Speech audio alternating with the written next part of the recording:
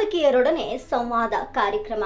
ಬೆಂಗಳೂರು ನಗರದ ನರಸಿಂಹರಾಜ ಕಾಲೋನಿಯಲ್ಲಿರುವ ಎಂವಿಸಿ ಸಭಾಂಗಣದ ಬಿಎಂ ಶ್ರೀ ಕಲಾಭವನದಲ್ಲಿ ಲೇಖಿಕಾ ಸಾಹಿತ್ಯ ವೇದಿಕೆ ಮತ್ತು ಬಿಎಂ ಶ್ರೀ ಪ್ರತಿಷ್ಠಾನ ಇವರುಗಳ ಪ್ರಾಯೋಜಕತ್ವದಲ್ಲಿ ಸಾಧಕಿಯರೊಡನೆ ಸಂವಾದ ಕಾರ್ಯಕ್ರಮವು ಯಶಸ್ವಿಯಾಗಿ ಜರುಗಿದ್ದು, ಸಭಾಂಗಣದ ತುಂಬ ಆಸಕ್ತ ಸಾಹಿತ್ಯ ಪ್ರೇಮಿಗಳಿಂದ ಲವಲವಿಕೆ ಏರ್ಪಟ್ಟಿತ್ತು. ಕಾರ್ಯಕ್ರಮವನ್ನ ಲೇಖಕಿ, ಸಂಪಾದಕಿ ಹಾಗೂ ಕಾರ್ಯಕ್ರಮ ಸಂಚಾಲಕಿ ಶ್ರೀಮತಿ ಶೈಲಜಾ ಸುರೇಶ್ ಅವರು ಶ್ರೀ ವೈಕೆ ಸಂಧ್ಯಾ ಶರ್ಮಾ ಅವರ ಜೊತೆ ಜಂಟಿಯಾಗಿ ಉದ್ಘಾಟಿಸಿದರು. ಕಾರ್ಯಕ್ರಮದ ಅಧ್ಯಕ್ಷತೆಯನ್ನ ಶೇಷಾದ್ರಿಪುರಂ ಪದವಿ ಪೂರ್ವ ಕಾಲೇಜಿನ ಕನ್ನಡ ಉಪನ್ಯಾಸಕ ಡಾಕ್ಟರ್ ರಾಮಲಿಂಗೇಶ್ವರ ಅವರು ವಹಿಸಿದ್ರು. ಬಿಎಂ ಶ್ರೀ ಪ್ರತಿಷ್ಠಾನ ಸಂವಾದದಲ್ಲಿ ಮಾತನಾಡಿದ ಹಿರಿಯ ಲೇಖಕಿಯರಾದ ಲಲಿತಮ್ಮ ಡಾಕ್ಟರ್ ಚಂದ್ರಶೇಖರ್ ಮತ್ತು ವೈಕೆ ಸಂಧ್ಯಾ ಶರ್ಮಾ ಅವರು ತಮ್ಮಲ್ಲಿರುವ ಆಳವಾದ ಪ್ರತಿಭೆಯನ್ನ ಎಳೆಯಾಗಿ ಬಿತ್ತರಿಸಿ ನೆರೆದಿದ್ದ ಸಾಹಿತ್ಯ ಅಭಿಮಾನಿಗಳ ನಿರೀಕ್ಷೆಯನ್ನ ಪರಿಪೂರ್ಣಗೊಳಿಸಿದ್ರು. ಈ ಸಂದರ್ಭದಲ್ಲಿ ಶ್ರೀ ಮುಕುಂದ ಗಂಗೂರ್ ಮತ್ತು ಶ್ರೀಮತಿ ಗೌರಿ, ಶ್ರೀಮತಿ ಮಧುರಾ ಕರ್ಣಂ, ಶ್ರೀಮತಿ ವಿದ್ಯಾ ಶಿರಹಟ್ಟಿ, ಶ್ರೀಮತಿ ಲೋಲಾಕ್ಷಿ ಮೇಡಂ, ಶ್ರೀಮತಿ ಸುಶೀಲಾ, ಶ್ರೀಮತಿ ವನಜಾ ಮುಂತಾದ ಲೇಖಿಕಾ ಸಖಿಯ ಕಾರ್ಯಕರ್ತರು ಭಾಗವಹಿಸಿದ್ರು. ವರದಿ ಕೊಡಕಲ್ ಶಿವಪ್ರಸಾದ್, ಶಿವಮೊಗ್ಗ. ಹೇಳಿದ್ದೆ 16ನೇ ವಯಸ್ಸಲ್ಲಿ ಹರಿಹರ ಪ್ರಿಯ ಅವರು ತಮ್ಮ ಪುಸ್ತಕದಲ್ಲಿ ಮೆನ್ಷನ್ ಮಾಡಿದ್ದಾರೆ. ಕಾಲೇಜು ವಿದ್ಯಾರ್ಥಿನಿ ಮೊದಲನೇ ಕಾದಂಬರಿ ಬಗ್ಗೆ ಹೇಳೆ ಕವಣೆಗಿಟ್ಟು ಕಲ್ಲು ಮತ್ತೆ ಮಲ್ಲಿಗೆ ಅವರು ಸೀರಿಯಲ್ ಆಗಿ ದಿವಾಕರ್ ಅವರು ಹಾಕಿದ್ರು ಆ ಕಾದಂಬರಿಯಿಂದ. ಹಾಗಾಗಿ ನಾನು ಸುಮಾರು 18ನೇ ವಯಸ್ಸಲ್ಲಿ ಎರಡನೇ ಕಾದಂಬರಿ, 3ನೇ ಕಾದಂಬರಿ ಬರೆಯಕ್ಕೆ ಶುರು ಮಾಡಿದ್ದೆ. ಕವನಗಳಿಂದ, ನಾಟಕದಿಂದ ಶುರು ಮಾಡಿ ಕವನಗಳು ಬರೆದು, ಲೇಖನ ಬರೆದು, ಕಾದಂಬರಿ ಬರೆದು, ಆಮೇಲೆ ನಾನು ಕನ್ನಡ MA ಸೆಂಟ್ರಲ್ ಕಾಲೇಜಿಗೆ ಬರೋದಕ್ಕೆ, ಅಂದರೆ ನೀವು ಮೊದಲೇ ಹೇಳಿದ್ರೆ ನಾನು ನೃತ್ಯದ ಬಗ್ಗೆನೂ ಆಸಕ್ತಿ ಇತ್ತು. ಕೂಚಿಪುಡಿ ನೃತ್ಯ ಕಲಿತು ನಾನು ಪ್ರದರ್ಶನಗಳನ್ನ ಕೊಡ್ತಾ ಇದ್ದೆ. ಪ್ರಭಾತ ಕಲಾವಿದರು ಅಲ್ಲಿ ನಾನು ಸುಮಾರು ವರ್ಷ ಶಾಲೆಗಳಲ್ಲಿ ಭಾಗವಹಿಸ್ತಾ ಇದ್ದೆ. ಆಮೇಲೆ ನೀವು ಕೇಳಿದ ಪ್ರಶ್ನೆಗೆ ಒಂಚೂರು ಹಿನ್ನೆಲೆ ಅಷ್ಟೇ ಇದು. ಈ ಥರ ನನಗೆ ಬರವಣಿಗೆ ಕ್ಷೇತ್ರದಲ್ಲಿ, ಪ್ರದರ್ಶನ ಕಲೆಗಳ ಕ್ಷೇತ್ರದಲ್ಲಿ ತುಂಬ ಒಂದು ಆಸಕ್ತಿ ಇತ್ತು. ಅದೆಲ್ಲ ನಮ್ಮ ಜೊತೆಯ ಲೇಖಕರಂತೂ, ನಮ್ಮ ಹಿರಿಯ ಲೇಖಕರು ಆಗಿದ್ದಾಗ ಇಂಥ ದೊಡ್ಡ ಮಾಸ್ತಿ ವೆಂಕಟೇಶಂಗಾರ್ ಅವರು ನನ್ನ ಮೊದಲನೇ ಕಾದಂಬರಿಯನ್ನು ಬಿಡುಗಡೆ ಮಾಡೋದು ಪರಿವೇಶ. ನನಗವ್ರು ಯಾರು ಗೊತ್ತಿಲ್ಲ. ಸುಮತೀಂದ್ರ ನಾಡಿದ್ದವರು ತಮ್ಮ ಬಾಪ್ಪ ಪ್ರಕಾಶನದಿಂದ ಮಲ್ಲಿಗೆ ಪ್ರೆಸ್ ಕ್ಯಾಲೆಂಡರ್ ಬರುತ್ತಲ್ಲ, ಅವರು ನನ್ನ ಮೊದಲನೇ ಕಾದಂಬರಿ ಪರಿವೇಶವನ್ನು ಪಬ್ಲಿಷ್ ಮಾಡಿ ಅವರೇ ಮುನ್ನುಡಿ ಬರೆದರು. ಮಾಸ್ತಿ ವೆಂಕಟೇಶಂಗಾರ್ ಅವರು ಸಂಸ್ಕೃತ ಕಾಲೇಜಲ್ಲಿ ನನ್ನ ಕಾದಂಬರಿಯನ್ನು ಬಿಡುಗಡೆ ಮಾಡಿದ್ರು.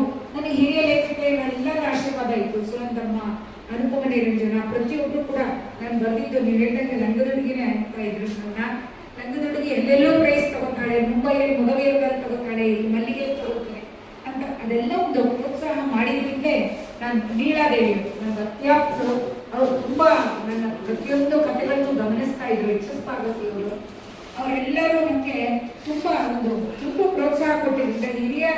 ಹಿರಿಯ ಲೇಖಕಿಯರ ಒಂದು ಪ್ರೋತ್ಸಾಹ, ಒತ್ತಾಸೆ ಇದ್ರೆ ನಮ್ಮ ಬೆಳೆ ತುಂಬ ಅನುಕೂಲ ಆಗುತ್ತೆ. ಯಾಕೆಂದರೆ ನಾವು ಸಂವಾದ ಮಾಡ್ತೀವಿ ಮತ್ತು ಅವರು ವಿಮರ್ಶೆ ಮಾಡ್ತಾರೆ. ಹೀಗೆ ನಾನು ಒಂದು 19ನೇ ವಯಸ್ಸೊತ್ತಿಗೆ ನಾನು ಹಾಗೆ ಪ್ರಜಾಪ್ರತಿಗೆ ನಾನು ಜರ್ನಲಿಸ್ಟಾಗಿ ಸೇರಿಕೊಂಡಿದ್ದೆ. MA ನಂತರ ಜನಪದ ಪ್ರಜಾಮತ ಪತ್ರಿಕೆಯಲ್ಲಿ ನಾನು ಜರ್ನಲಿಸ್ಟಾಗಿ ಸೇರಿಕೊಂಡಿದ್ದೆ. ಆಮೇಲೆ ಅದಾದಮೇಲೆ ಪ್ರಜಾಪ್ರಭುತ್ವದಲ್ಲಿ 3 ವರ್ಷ ಕೆಲಸ ಮಾಡಿದೆ. Political news weekly Devaraj Urs ಮತ್ತು ಇವರು HR ಬಸವರಾಜ್ ಅವರು ನಡೆಸ್ತಾ ಇದ್ರು. ಅದರಲ್ಲಿ ನನಗೆ ತುಂಬ ಅವಕಾಶ ಕೊಟ್ಟರು. ಏನಂದರೆ ನಾನು ಮಹಿಳಾ ಪುಟ ಬರೀತಿದ್ದೆ, ಚಲನಚಿತ್ರ ಪುಟ ನಿರ್ವಹಿಸ್ತಿದ್ದೆ, ಮತ್ತೆ ಕಥೆಗಳು ಬರೀತಿದ್ದೆ. ಅಲ್ಲಿ ನನಗೆ ನೀವು ಹೇಳಿದ್ರಲ್ಲ ಒಂದು ಅವಕಾಶ ಬಂತು. ಏನು ಅಂತಂದರೆ ನಮ್ಮ ಎಕ್ಸಿಕ್ಯೂಟಿವ್ ಡೈರೆಕ್ಟರ್ ಆಗಿದ್ದವರು ಭಟ್ ಅಂತ, ಪಸು ಭಟ್ಟ ಅಂತ ನೀವೆಲ್ಲ ಕೇಳಿರ್ಬೋದು. ರಾಮಕೃಷ್ಣ ಹೆಗಡೆ ಅವರ ಅಕ್ಕನ ಅಳಿಯ ಅವರು ನಮ್ಮ ಎಕ್ಸಿಕ್ಯೂಟಿವ್ ಡೈರೆಕ್ಟರ್ ಆಗಿದ್ರು. ನೋಡಮ್ಮ, ನಮ್ಮ ಪತ್ರಿಕೆ ಚೆನ್ನಾಗಿ ಓಡಬೇಕು ಅಂಥದ್ದು ಯಾವುದೋ ಒಂದು ಒಳ್ಳೆ ಸಬ್ಜೆಕ್ಟ್ ತಗೊಂಡು ಏನಾದರೂ ಬರೆಯಮ್ಮ, ನಾವು ಪೊಲಿಟಿಕಲ್ ಎಲ್ಲ ಬರೀತಾ ಇರ್ತೀವಿ, ಸಿನಿಮಾ, ಮಹಿಳೆ ಎಲ್ಲ ಆಗುತ್ತೆ ಎಂದು. ಅವಾಗ ನಾನು ನಮ್ಮ ಯಜಮಾನರು, ಅವರು ನಾಟಕಗಳು ಬರೀತಾ ಇದ್ರು, ಇಸ್ರೋಲಿ ವಿಜ್ಞಾನಿ ಆಗಿದ್ರು ಅವರು. ನಾನು ಅವರು ಯಾವ್ದು ಬರಿಬೋದು ತುಂಬ. ಅವಾಗ ಮಹಿಳೆಯರ ಸಮಸ್ಯೆ, ವೇಶ್ಯ ಸಮಸ್ಯೆ ಇತ್ತು. ಪೇಪರ್ ನಾನು ಓದ್ತಾ ಇದ್ದೆ. ಅನೇಕ ಮಹಿಳೆಯರನ್ನ ಹಿಡಿದ್ಬಿಟ್ಟು ಅವ್ರನ್ನ ಒಂದು ಸ್ಟೇಟ್ ಹೌಸ್ ಕಳಿಸ್ತಾ ಇದ್ರು, ಜೈಲಿಗೆ ಕಳಿಸ್ತಾ ಇದ್ರು, ಈ ಥರ ಎಲ್ಲ. ಆದ್ದರಿಂದ ವೇಶ್ಯಾವಾಟಿಕೆ ಬಗ್ಗೆ, ನನಗೆ ವೇಶ್ಯ ಬಗ್ಗೆ, ಅವ್ರ ಸಮಸ್ಯೆ ಬಗ್ಗೆ ತುಂಬ ಆಸಕ್ತಿ ಇತ್ತು. ಇದನ್ನು ನಾನು PhD ಮಾಡಬೇಕು ಅಂತ ನಮ್ಮ ಗುರುಗಳಾದ GS ಶಿವರುದ್ರಪ್ಪ ಅವ್ರನ್ನ ಅಪ್ರೋಚ್ ಮಾಡಿದೆ. ನಾನು ವೇಶ್ಯಾವಾಟಿಕೆ ಬಗ್ಗೆ ಮಾಡ್ತೀನಿ, ನನಗೊಂದು PhD-ಗೆ ಇದು ಮಾಡಿ ಪರ್ಮಿಷನ್ ಕೊಡಿ ಅಂತ. ಅದಕ್ಕೆ ಅವರೇ ಹೇಳಿದ್ರು, ಇದು ವೇಶ್ಯಾವಾಟಿಕೆ ಮಾಡೋದು ನಮ್ಮ ಸಬ್ಜೆಕ್ಟ್ ಅಲ್ಲ, ಯಾಕೆ ನಾವು ಕನ್ನಡ MA, ಅದು ಸೋಷಿಯಾಲಜಿ.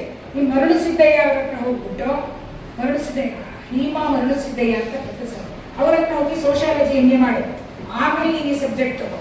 ನೀನು ನಮ್ಮ ಕನ್ನಡದಲ್ಲಿ ಮಾಡಬೇಕಾದ್ರೆ ನಮ್ಮ ಕನ್ನಡ ಕಾವ್ಯಗಳಲ್ಲಿ ವೇಶ್ಯಾವಾಟಿಕೆಗಳು ಹೇಗಿತ್ತು, ವೇಶ್ಯೆಯರ್ಗ ಒಂದೆಲ್ಲ ಉಲ್ಲೇಖಗಳು ಬರುತ್ತೆ, ಅದನ್ನು ತಗೊಂಡು ಬರೀತು. ನಾನು ಹೇಳಿದೆ ಅದೆಲ್ಲ ಕಗ್ಗ ಆಗುತ್ತೆ ಸರ್, ನನಗೆ ಇವತ್ತು ಪ್ರಸ್ತುತವಾದ ಬರ್ನಿಂಗ್ ಪ್ರಾಬ್ಲಮ್ಮು ಅದನ್ನು ಬರೀಬೇಕು, ಅದನ್ನು ಬಿಟ್ಬಿಟ್ಟು ನನ್ನ ಸಾಹಿತ್ಯದಲ್ಲಿ ವೇಷವಾಟಿಕೆ ನನಗೊಂದು PhD ಬರುತ್ತೆ ಅಷ್ಟೇ. ಆದರೆ ಇದರಿಂದ ಸಮಾಜಕ್ಕೆ ಉಪಯೋಗ ಆಗಲ್ಲ ಅಂತ ನಿಮ್ಮ PhD ಮಾಡಲೇಬೇಡ, ಬಿಟ್ಬಿಡು, PhD ಆಸೆ ಬಿಟ್ಟು. ನಾನು PhD ಆಸೆ ಬಿಟ್ಟೆ ಸರ್, ನನಗೆ ಮಾಡಬೇಕಾಗಿರೋ ಸಮಾಜದ ಕೆಲಸ ಅಂತೇಳಿ ನಾನು ಅವತ್ತೇನೆ ಬೇಡ ಸರ್, ನಾನು ರಿಜಿಸ್ಟ್ರಿ ಮಾಡ್ಕೊಳ್ಳಲ್ಲ ಅಂತೇಳಿ ನಾನು ವೇಶ್ಯಾವಾಟಿಕೆ ಬಗ್ಗೆ ಹೇಗೆ 3 ತಿಂಗಳು ಸತತವಾಗಿ, ನನಗಿನ್ನೂ ಮಕ್ಕಳೇ ಇರಲಿಲ್ಲ, ಮಗು ಇಟ್ಕೊಂಡು ಅಷ್ಟೆಲ್ಲ ಹೋಗಕ್ಕೆ ಆಗ್ತಾ ಇಲ್ಲ ನನಗೆ. ಮದುವೆ 3 ವರ್ಷ ಬಿಡುವಾಗಿರೋದ್ರಿಂದ ನಾನು ನಮ್ಮ ಯಜಮಾನರನ್ನು ಕರ್ಕೊಂಡು all over Karnataka idea presence ಅವ್ರ ಹೋಗಿ ನಾನು ಏನು ಮಾಡಬೇಕು ಅಂತ ಹೇಳಿ ಅವ್ರದ್ದು ಪರ್ಮಿಷನ್ ತಗೊಂಡು ಗುಲ್ಬರ್ಗದಿಂದ ಹಿಡಿದು ರಾಯಚೂರು, ಬೆಳಗಾವಿ, ಎಲ್ಲ ಬೆಂಗಳೂರು, ಪ್ರತಿಯೊಂದು ಇದಕ್ಕೂ ಜೈಲುಗಳಿಗೂ ಹೋಗಿ ಅಲ್ಲೇ ಜೈಲಲ್ಲಿ 2 ದಿನ ವಾಸ ಇದ್ದು ಮಹಿಳಾ ಕೈದಿಗಳನ್ನ ಭೇಟಿ ಮಾಡಿ ಅವರು ಬಾಯ್ಬಿಡಲ್ಲ, ಅವರನ್ನ ಬಿಟ್ಟರು ಬರೀ ಸುಳ್ಳೆ. ಅದು ನನಗೆಲ್ಲ ಹೇಳಿದ್ರು, ಯಾರು ನನ್ನ ಸ್ಟೇಟ್ ಸೂಪರ್ಡೆಂಟ್ ಹೇಳಿದ್ರು, ನಿನಗೆ ಏನು ಕತೆ ಹೇಳಿದ್ರು ಸುಳ್ಳೆ, ಹೆಸರಿಂದ ಹಿಡಿದು ಎಲ್ಲ ಸುಳ್ಳೆ ಹೇಳ್ತಾರೆ, ನೀನು ಕ್ರಾಸ್ ಕ್ವಶನ್ ಮಾಡಿ ನಿಜ ಯಾವುದು ತಿಳ್ಕೋಬೇಕು ಅಂತ. ಅದಕ್ಕೆ ನಾನು ಏನು ಮಾಡಿದ್ದೆ, ನಮ್ಮ ಸಿಟಿ ಮಾರ್ಕೆಟ್ ಪೊಲೀಸ್ ಇನ್ಸ್ಪೆಕ್ಟ್ರು ಒಬ್ಬರು ನಾರಾಯಣ ಸ್ವಾಮಿ ಅಂತ ಇದ್ರು, ಅವ್ರ ಸಹಾಯ ತಗೊಂಡೆ. ಅಲ್ಲಿ ಸಲೀಮುನೀಸ್ ಅಂತಿದ್ರು, ಅವ್ರ ಸಹಾಯ ಜೊತೆಗೆ ಹಿಂದಿನ ಒಂದೆರಡು ಕಾರ್ಯಕ್ರಮಗಳಲ್ಲಿ ನೋಡಿದ್ದೆ, ಇವ್ರ ಜೊತೆನೂ ಸಂವಾದ ಇದೆಯಲ್ಲ, ಹಾಗಾಗಿ ಏನ್ ಮಾತನಾಡ್ತಾರೆ ಅಂತ ಕೇಳ್ಕೊಂಡು. ಲಂತಮ್ನವ್ರ ಬಗ್ಗೆ ಕೇಳೋದು ಸಾಕಷ್ಟು ಇರ್ತದೆ, ಅದು ದಿನನಿತ್ಯ ಅಥವಾ ವಾರದಲ್ಲಿ 1 ಸರಿನಾರು ಆಗ್ತಲೇ ಇರ್ತದೆ, ಅದು ನಿರಂತರ ಪ್ರವಾಹ ಇದ್ದಾರೆ. ಹೇಗೆ ಬೆಂಗಳೂರು ಮುಗುಂದ ಹೇಳಿದ್ರೆ ಹಾಗೆ. ನನ್ನ ಇಬ್ಬರಿಗೂ ಒಂದೊಂದು ಪ್ರಶ್ನೆ ಇದೆ. ಲಂತಮ್ನವ್ರಿಗೆ ಒಂದೊಂದಾಗಿ, ಆದ್ರೆ ಲಂತಮ್ನವರು ನನಗೆ ಊಟ ಬಂದಿರೋದನ್ನ ಚುಟುಕಾಗಿ ಉತ್ತರಗಳು ಹೇಳ್ತಾರೆ. ಇದು ಅಮ್ಮನ ನಾನು ಆಗ್ರಹ ಮಾಡ್ಬೋದು. ನಾನು ಇದೇ ಮಾಹಿತಿಯನ್ನ ನನ್ನ ಹರಿಹರದ ಕೆಲವು ಸ್ನೇಹಿತರಿಗೆ ಹಾಕ್ತೆ. ಅದರಲ್ಲಿ ಒಬ್ಬ ಸ್ನೇಹಿತನ ಮಗ ಉತ್ತರಿಸ್ತಾನೆ, ನಾನು 20ರಿಂದ ಹರಿಹರಕ್ಕೆ ಬಂದಿದ್ದೇನೆ, ಇಲ್ಲಿದ್ದ ಹುಡುಗ. ಅಪ್ಪ ಅವರನ್ನ ಅಮ್ಮ ಅಂತ ಕರಿತಿದ್ರು. ಹೆಸರು ಹೇಳಿದ ನಮ್ಗೆ ಆಶ್ಚರ್ಯ ಆಗ್ತದೆ. ಅಸೀಫ್ ಪಾಷಾ ಅಂತ ಹುಡುಗನ ಹೆಸರು, ಅವ್ರ ಅಪ್ಪನ ಹೆಸರು ಕರೀಂ ಪಾಷಾ ಅಂತ.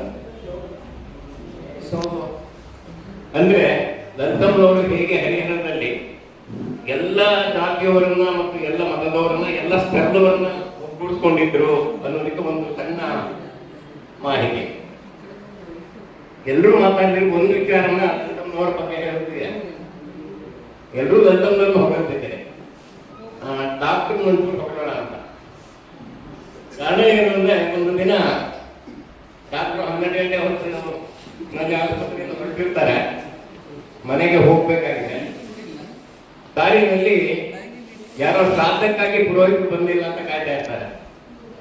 ಸೀದಾ ಮನೆಗೆ ಹೋಗೋರು ಸ್ನಾನ ಮಾಡಿಕೊಂಡು ಮೊಟ್ಟ ತಗೊಂಡು ನಾನು ಮಾಡ್ತೀನಿ ಬಾಯ ಶ್ರಾದ್ದ ಅಂತ ಹೋಗಿ ಶ್ರಾದ್ದ ಮಾಡುತ್ತಾರೆ.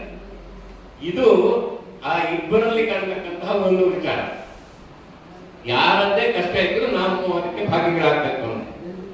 ಈ ಸ್ವಭಾವ ಇದೆಯಲ್ಲ, ಇದು ನಿಮಗೆ ರೂಢಿಯಾಗಿದ್ದ ಕಾರಣವನ್ನ ನೀವು ಆಗ್ಲೇನೆ ಪ್ರಸ್ತಾಪಿಸಿದ್ರಿ.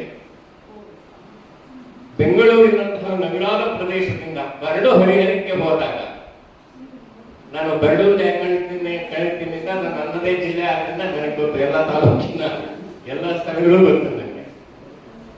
ಅಲ್ಲಿಗೆ ಬಂದು ನೀವು ನೆಲೆ ನಿಂತಾಗ ಅಲ್ಲಿಯ ಸಂಘಟನೆಯಲ್ಲಿ ಕೆಲವು ವೈರುಧ್ಯಮಯವಾದಂತಹ ಸಂಘಟನೆಗಳಿತ್ತು. ನೀವು ಬಂದ ಹೊಸರಲ್ಲಿ ಇತ್ತಾಗ ಕಿರ್ಲೋಸ್ಕರ್ನಲ್ಲಿ ಗಲಾಟೆ ಆಗ್ತಾ ಇತ್ತು, ದಾವಣಗೆರೆನಲ್ಲಿ ಗಲಾಟೆ ಆಗ್ತಾ ಇತ್ತು. ಈ ಎಲ್ಲ ಸಂದರ್ಭಗಳಲ್ಲಿ ನಿಮ್ಗೆ ಹೇಗೆ ಆ ಇಕ್ಕಟ್ಟಿನಲ್ಲಿ ತಮ್ಮನ್ನ ತೊಡಗಿಸಿಕೊಳ್ಳುವ ಚೈತನ್ಯ ಹೇಗೆ ಮತ್ತು ಯಾವ ಕಾರಣಕ್ಕಾಗಿ ಬಂತು? ಎರಡನೇದು ಸಂಧ್ಯಾ ಶರ್ಮಾರ್ ಅವರಿಗೆ, ನಾನು ನಿಮ್ಮ ಕೆಲವೊಂದು ಎಕ್ಸಿಬಿಷನ್ ಮಾತ್ರ ಓದಿದ್ದೆ, ಕಾದಂಬರಿಯನ್ನು ಓದಿರಲಿಲ್ಲ. ಓದಿಲ್ಲ ಅಂತ ಡಾಕ್ಟರ್ ಓದಿದ್ದೀನಲ್ಲ ಅಂತ. ಅನೇಕ ಸರಿ ಏನಾಗ್ತದೆ ಅಂದ್ರೆ ಕಾದಂಬರಿ ಇರಲಿ ಅಥವಾ ಕಥೆ ಇರಲಿ, ಅಲ್ಲಿ ಬರುವ ಪಾತ್ರದ ಕಾರಣದಿಂದಾಗಿ ಅದನ್ನ ಐತಿಹಾಸಿಕ ಸಾಮಾಜಿಕ ಅಂತ ಕರೀತಾರೆ. ಉದಾಹರಣೆಗೆ ಹಂಸಗೀತೆಯನ್ನು ಅನೇಕರು ಇವತ್ತೂ ಸಹ ಐತಿಹಾಸಿಕ ಕಾದಂಬರಿ ಇದ್ದಾರೆ, ಅದು ಕಾಲ್ಪನಿಕ ಕಾದಂಬರಿ ತರತ್ತು. ಹೀಗಾಗಿ ನಿಮ್ಮ ಕಾದಂಬರಿಗೂ ಆ ಥರ ಅನಿಸಿರ್ಬೋದು. ಐತಿಹಾಸಿಕ ಅಂತ ಕರಿಬೇಡಿ ಅಂದ್ರೂ ಕೂಡ ಕರೀತಾರೆ. ನಾನು ಬರೆಯೋ ಪ್ರತಿಯೊಂದು ಕಾರಣವನ್ನ ಐತಿಹಾಸಿಕವಾಗಿ ಎತ್ತಿಕೊಡ್ತೀವಿ.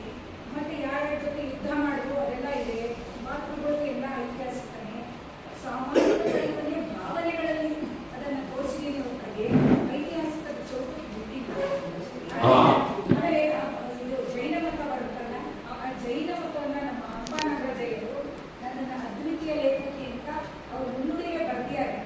ಗೋಕಿಮೆಯನ್ನು ಯಾರೂ ಇವರು ಪುಸ್ತಕ ಮಾಡಿಲ್ಲ ಅಂಥವನ್ನೇ ಇಟ್ಕೊಂಡು ನೀವು ಇಡೀ ಇದನ್ನ ಜೈನ ಮತ ಅತ್ಯಂತಿಕ ಬರ್ದಿದೆಯಮ್ಮ. ಜೈನ ಮತದ್ದು ನೀವು ಚೆನ್ನಾಗಿ ತಿಳ್ಕೊಂಡಿದ್ಯಾ. ಆಮೇಲೆ ಆ ಗಂಡ ನಡೆದ ಸಂಭಾಷಣೆ ಆಗಲಿ, ಮತ್ತೆ ತಾಯಿ ಮಗನ ಸಂಭಾಷಣೆ ಈ ಥರದಲ್ಲಿ ಹೇಗೆ ಬರಬೇಕೋ ಅದನ್ನೆಲ್ಲ ಆ ಭಾಷೆಯೇ ಬರ್ತಿದೆ, ನಮ್ಮ ಸಾಮಾಜಿಕ ಭಾಷೆ ಬರ್ತಿಲ್ಲ. ಅವರು ಆಯಾ ಪೌರಾಣಿಕನ ಐತಿಹಾಸಿಕ ಭಾಷೆಯಲ್ಲಿ ಬರ್ದಿದ್ದೀನಿ. ಅದರಿಂದ ಇದು ಒಂದು ಸಾಮಾಜಿಕ ಕಾದಂಬರಿ ಅಂದ್ಕೊಳ್ಳೋಕೆ ಇದನ್ನು ಐತಿಹಾಸಿಕ ಚೌಕಟ್ಟಲ್ಲಿ ಇದೆ. ಒಳಗಡೆ ನಿಮಗೆ ಹತ್ತಿರವಾದ ಪಾತ್ರಗಳಿವೆ. ಧನ್ಯವಾದಗಳು ನಿಮ್ಮ ವಿವರಣೆಗೆ.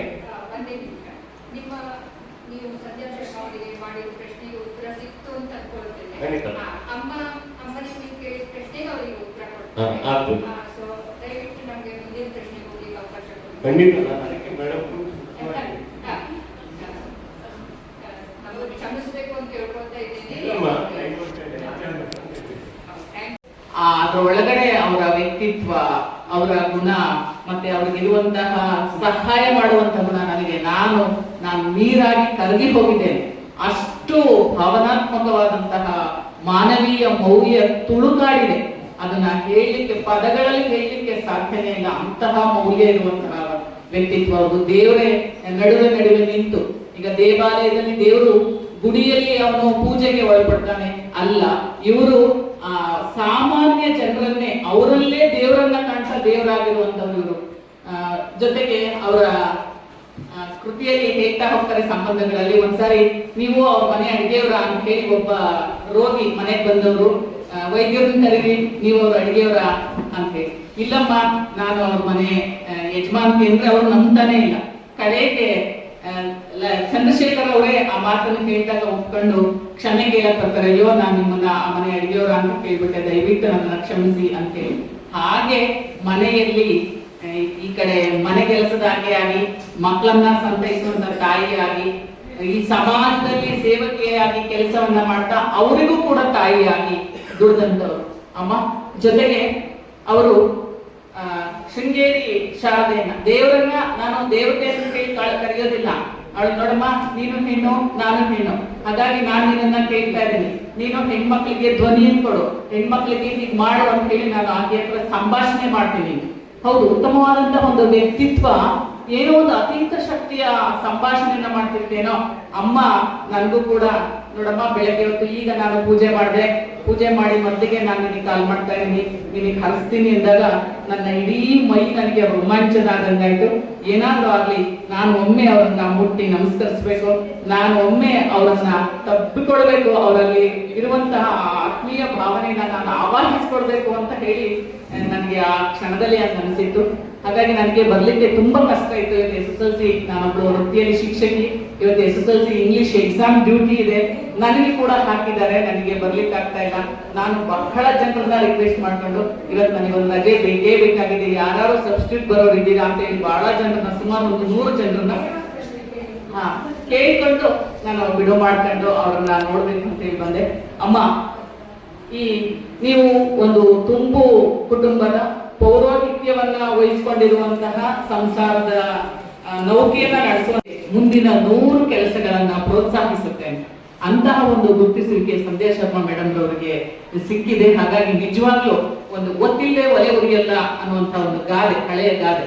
ಗಾದೆ ಮಾತಿನಂತೆ ಅವರು ನಿಜವಾಗ್ಲೂ ಅವರ ಪ್ರತಿಭೆಯನ್ನ ಅನಾವರಣ ಮಾಡಿಸ್ಕೊಳ್ಳಿಕ್ಕೆ ಅದೊಂದು ಒಳ್ಳೆಯ ಅವಕಾಶ ಸಿಕ್ಕಿದೆ. ನೀವು ಅದಕ್ಕಾಗಿ ನಿಜವಾಗ್ಲೂ ಪುಣ್ಯವಂತರು. ನಿಮ್ಮ ಮಾತುಗಳನ್ನ ಮತ್ತೆ ನಿಮ್ಮನ್ನು ನೇರವಾಗಿ ನೋಡ್ತಾ ಇರುವಂತಹ ನಾವು ಕೂಡ ಪುಣ್ಯವಂತರು ಅಂತ ಹೇಳಿ ಭಾವಿಸ್ತೇವೆ. ಒಳ್ಳೆಯ ಮನಸ್ಸಿನಲ್ಲಿ